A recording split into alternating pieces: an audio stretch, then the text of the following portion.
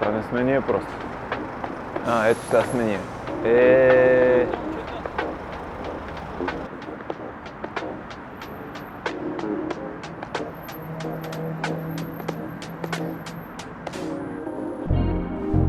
Здрасти! Аз съм Искрен. Тино, приятно ми, здравей. Това е за теб, съм чувал.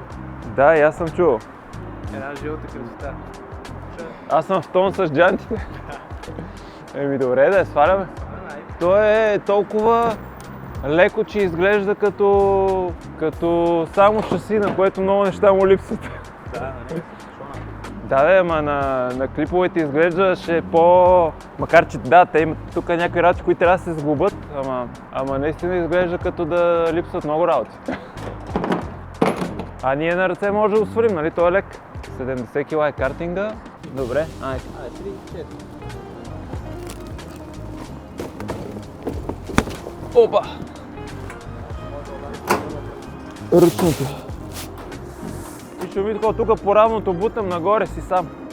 Абе не съм сигурен, че бутам да ти кажа. Имаш много мощност нещо. Това е първият български дрифт картинг. И втори или трети изобщо в света. Това е една от първите бройки, поръчана в началото на септември и единственият жълт, тъй като всички други са червени. Сега го сглобяваме и след колко, не знам, 10 години почивка от дрифта, под малко по-различна форма, но ще видим дали съм забрал как се случат нещата. Защото всички други са само червени и само аз се поръчах специален цвят. Ти ако знаеш какво избиране беше на този цвят. Майко! Винаги съм исках да имам жълта кола. Дрифтачка, нали, състезателна. А не за по улиците. Понеже моята беше бяла и тогава не ми се занимаваше с бойдисвания. А и Тошко Дунев тогава неговия Нисан си го направи жълт. И така, сега реших, че картинга ще е жълт. Но беше голямо избиране на цвета. Момчетата казаха: ето ти каталога на РАО, избери си цвят. Може би кашоните трябваше първо.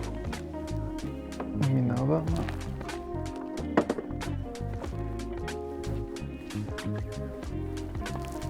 Оп, айде. Трябва да си размениш ръцете.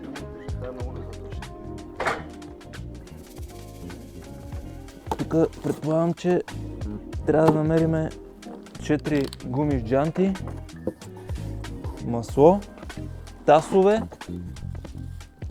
Ето ги тасовете. Бели. Другите червените шасита, които са, мисля, че са златисти, ако не се лъжа. Но моите заради жълтото шаси ги поръчах бели. Така, задна гума. Сега. Тук имаме и вложки, които трябва да монтираме обаче. Те не са монтирани. Масло. Това масло е малко протекло. Книжка. Ръководство за употреба и безопасност. Обичам да ги чета тия работи. РАО. Ето го цвета, бе. РАО 1003. Тасовете. Може би за това са болтове. Добре, да. Вярно е.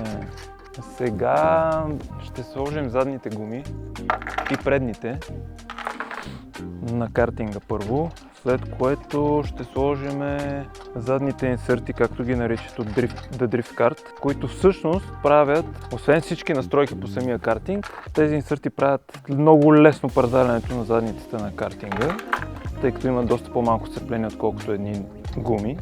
И след това ще сложим волана, ще налеем масло, бензин и би трябвало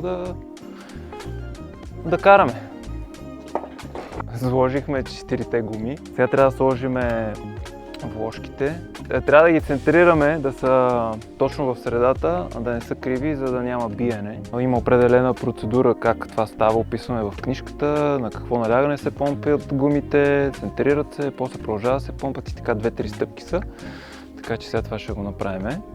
Шасито като е 007 не знам какво означава, просто е седмото шаси, което е направено. Нямам нищо общо с Джеймс Бонд.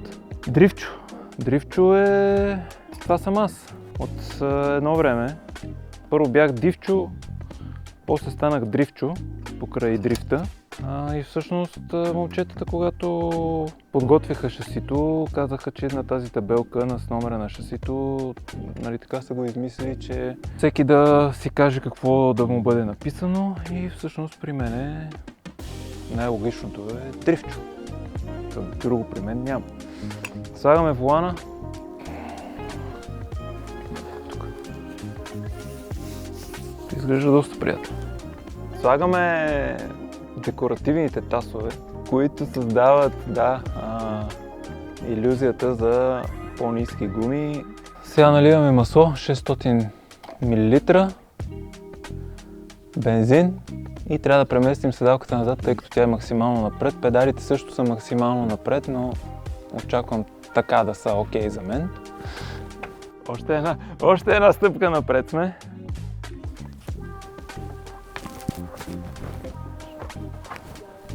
Това пука той, не аз. Добре, трябва да дигнем нагоре волана.